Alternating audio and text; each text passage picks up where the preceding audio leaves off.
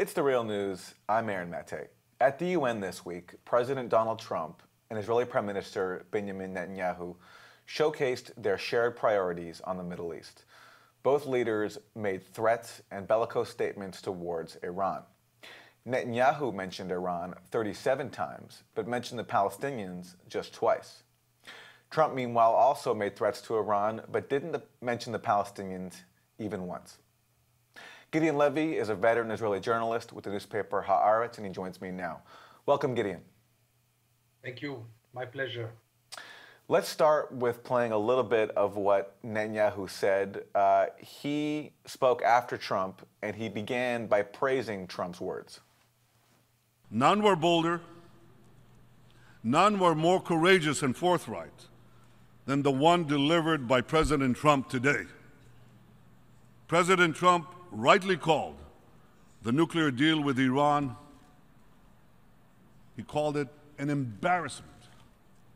Well, I couldn't agree with him more. And here's why. Iran vows to destroy my country every day, including by its chief of staff the other day. Iran is conducting a campaign of conquest across the Middle East, and Iran is developing ballistic missiles to threaten the entire world. 2 years ago, I stood here and explained why the Iranian nuclear deal not only doesn't block Iran's path to the bomb, but actually paves it. So that's Netanyahu speaking at the UN this week. Gideon Levy, as I mentioned, Netanyahu made 37 references to Iran, just 2 to the Palestinians. What did you hear from him in his address? Netanyahu spoke about an embarrassment, and I must tell you that there is nothing more embarrassing than to know that the man who held this speech is the Prime Minister of my country. It was really an embarrassing speech, I must say. First of all, that finally Donald Trump has a fan in the world. I mean, the whole world is embarrassed by Donald Trump. Half of America doesn't know where to hide out of shame because of this man. And here comes the Prime Minister of Israel, the only Prime Minister in the world today who would praise and flatter Donald Trump like he did. No other statesman in the world would talk like him. And it is embarrassing me as an Israeli. And finally, it's a great embarrassment for me to realize that my Prime Minister lives in a total denial. There's a huge elephant in the room, and the elephant is called the Israeli occupation, which is now celebrating, so to say, 50 years. And the Israeli Prime Minister doesn't even mention it, doesn't even recognize the fact that there is an occupation. So what is more embarrassing than this? Well, let me ask you a question. Do you think part of the reason why Netanyahu is so focused on Iran is because it helps him deflect attention from the occupation that he doesn't want to acknowledge? There's no other reason. What do you mean? That's the only reason. Netanyahu well, look, in his case, though, he will point to the statements from Iran. There's what Ahmadinejad said years ago about Israel, and whenever someone from Iran says something bellicose towards Israel, Netanyahu will seize on that and say that this is why we have to focus on Iran, because they're a threat to us. They want to destroy us. Iran is a threat, but much a smaller threat than Netanyahu makes it. This demonization and above all this exaggeration has only domestic motivation. And Netanyahu needs an external enemy. And what is better than to create this monster, Iran? The deal with Iran, everyone knows, is the best deal that could have been achieved. It gives the world and Israel 10 years now of full security. And to go now and to try to sabotage this deal is really a dangerous game, because the alternative might be a war. It's not, it's not a small thing. If, God forbid, there will be a war between Israel and Iran, or United States, Israel and Iran, we are not dealing here with the Hamas in Gaza, which Israel can bomb and finish their power within days. We are dealing here with a regional superpower. So therefore, one should be very careful about Iran. I don't want to underestimate the threat. But by the end of the day, this threat is very well controlled by the agreement, and we should stick to the agreement. Right, and I don't want to overstate the threat, if any, from Iran either. Iran has actually never threatened to bomb Israel. Israel and the U.S. have threatened to bomb Iran many times. Iran has said also that it would respect any outcome to the Israel-Palestine peace conflict so long as Palestinians, the Palestinian people, supported it in a referendum, whatever they decide. So I agree with you that whatever statements have come from Iran, they don't nearly match, they don't come anywhere close to how they're portrayed by leaders like Netanyahu. How did his speech play at home in Israel? There is a big exaggeration in Israel about the importance of those UN speeches, while in no other country it's even an issue what the prime minister or the president says or doesn't say in the UN. Israel is playing a double game. On one hand, we always say that the UN is totally unimportant and the UN is totally irrelevant.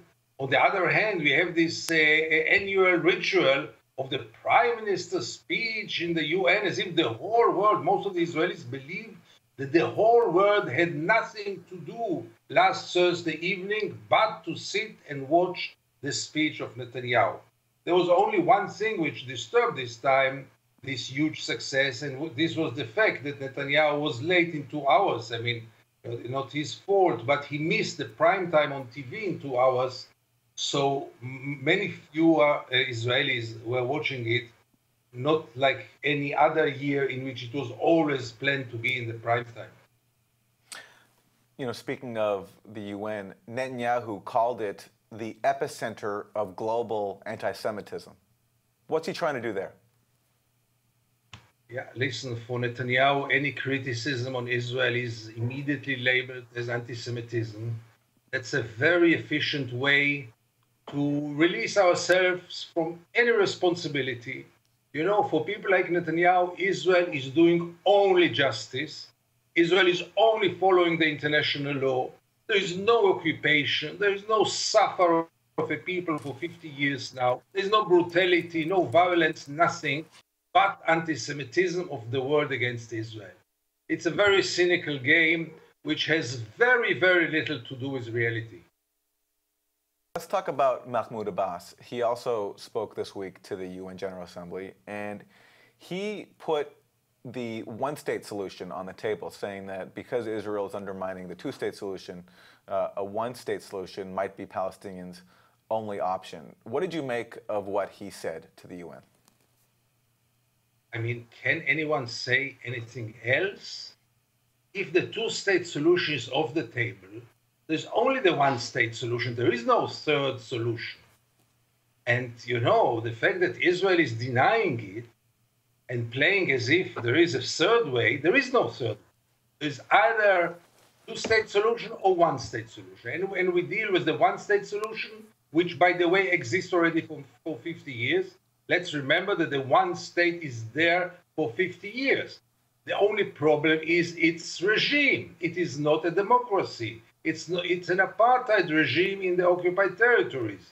So the only issue is now to try to change the regime of the one state, which is already there. Anyone who thinks that there is any other alternative is playing with himself. What do you think is the most effective way to reach Israelis right now? There is a global movement to boycott Israel until it complies with international law. Has that had any impact on Israelis right now? What can people on the outside do to get across the message that the occupation is not tolerable? The Israelis have no incentive right now to go for any kind of change because life in Israel is quite good.